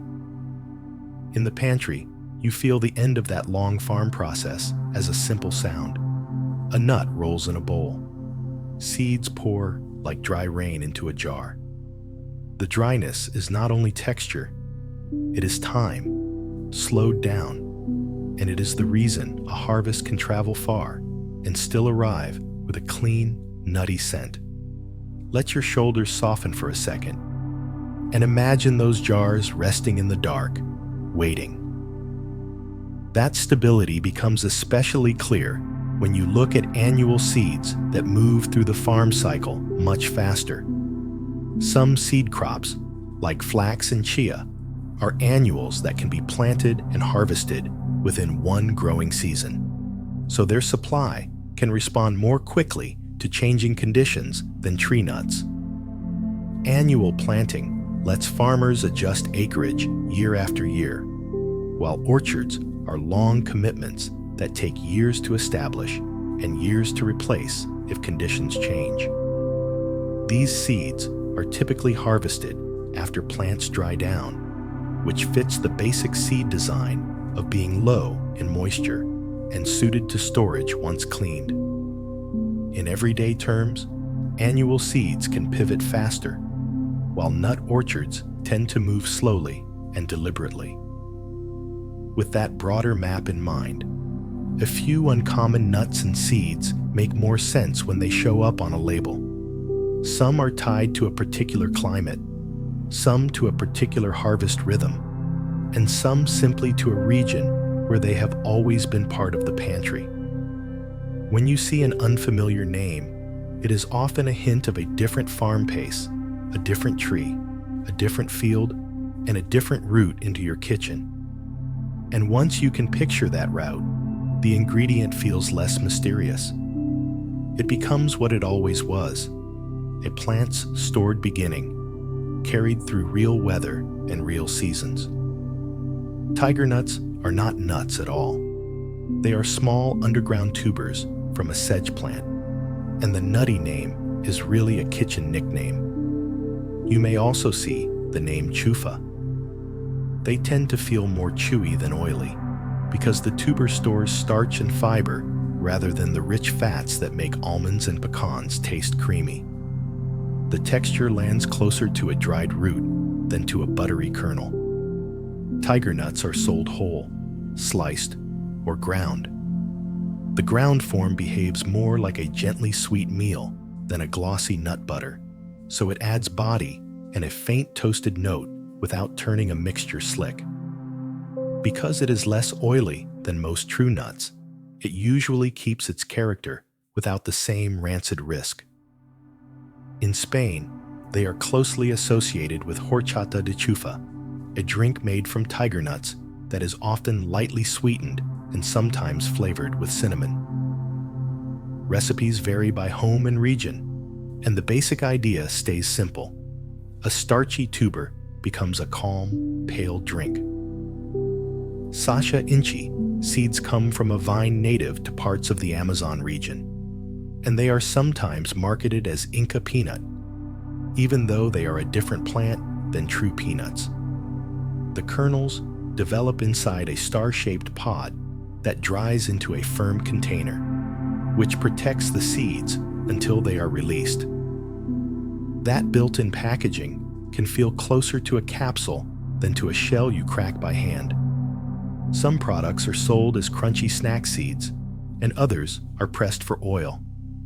That oil often keeps a distinct, ingredient-forward flavor instead of tasting neutral like many refined cooking oils, so a small drizzle can change a whole dish. Because the flavor can be strong, and roasting also drives off moisture for better crunch, it is often treated as a finishing oil or a specialty ingredient rather than a general-purpose frying fat. Hemp seeds are sold as food in many places, and the edible products come from hemp varieties grown for fiber and seed rather than for intoxication. The part people eat is the inner kernel, often labeled hemp hearts. Removing the outer hull is what makes them tender and quick to chew, closer to a soft seed than a hard nut, with a pale color that blends into foods. Their flavor is mild and slightly grassy, so they blend into granola, oatmeal, yogurt, smoothies, and baked goods, while still adding richness from oil and structure from protein. Their small size makes them easy to scatter like sesame without changing texture too much. Regulations around hemp can vary by country and state, so packaging and local rules are the practical guide to what can be sold and shipped where you live. Lotus seeds can be eaten fresh, dried, or candied, and each form behaves like a different pantry ingredient, even though it comes from the same plant. Fresh lotus seeds are crisp and mild. Dried lotus seeds become starchy and firm, and they are often used in soups and desserts where they slowly soften and turn creamy at the center, a texture shift that can feel closer to chestnut than to peanut. Many lotus seeds have a small green embryo inside that can taste bitter. Some preparations remove it so the finished flavor stays clean and sweet, especially in delicate desserts. In many Asian sweets, lotus seed paste is a classic filling used in pastries like mooncakes. It is made by cooking the seeds until tender and grinding them smooth, which creates a dense, silky texture that holds its shape. Nigella seeds are often called black cumin, but they are not the same as cumin. Their flavor is more herbal and peppery than the warm, earthy taste of true cumin seed. You may also see them called kalonji, and they are the seeds of Nigella sativa, which helps explain why the flavor does not match cumin or caraway, even when the color looks similar. The seeds are tiny and angular, and they are commonly sprinkled on breads and savory pastries. They toast lightly on the surface and release a scent that can hint at onion, oregano, and toasted spice at the same time. They also show up in some pickles and lentil dishes as a background note. Because the flavor is assertive, even in small amounts, Nigella works more like a seasoning than a bulk ingredient. And the name on the label is the simplest way to know what you are buying. Watermelon seeds are edible, and in several regions they are roasted and salted as snacks, much like pumpkin seeds or sunflower seeds. The edible kernel sits inside a firmer outer coat, and some products are sold already hulled, which turns them into a simple topping you can sprinkle without cracking anything open, more like pepitas than like in-shell sunflower seeds. Their flavor is relatively mild, so they take on salt, chili, and sweet coatings easily. They add substance to mixes without making the whole blend taste strongly nutty, which is why they can disappear into granola bars and trail mixes. On labels, you may also see melon seeds used more generally, because many gourds and melons produce similar edible seeds.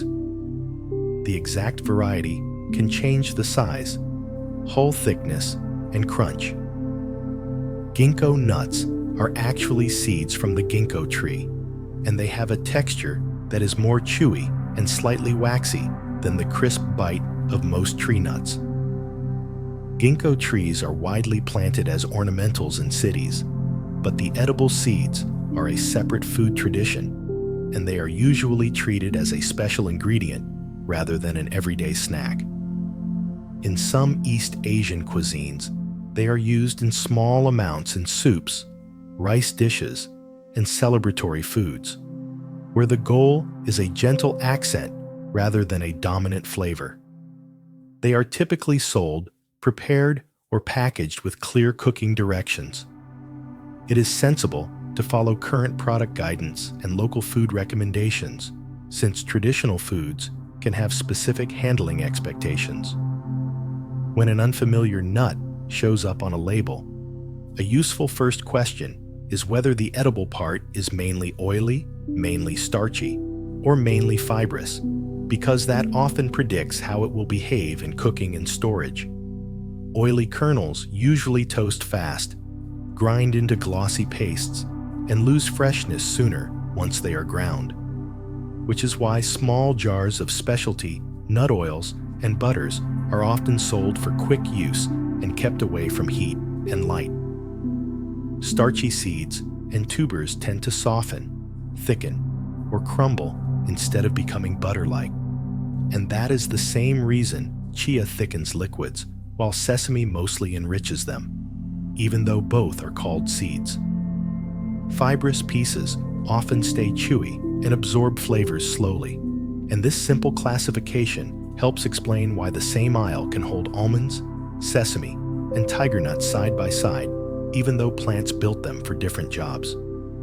Macadamias are native to Australia, and their large-scale global cultivation is relatively recent compared with many long-established orchard crops. The trees take years to produce meaningful harvests, which is one reason macadamias tend to be expensive, and why supply expands slowly when demand rises, even when new orchards are planted and waiting to mature. They are now grown in several subtropical regions, but the kernel's very high oil content stays the defining feature, giving a creamy texture that can read almost like butter.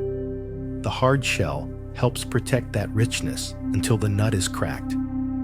That richness is also why they taste best when kept cool and sealed, since the oils are the first place staleness shows up. With that quiet pantry truth in mind, I hope the rest of your evening stays soft and restful. Let the facts drift past in simple order, like seeds settling gently at the bottom of a jar. Nothing needs solving, just one calm detail at a time, and then a little more silence. Good night, and may your rest come easy and quiet tonight.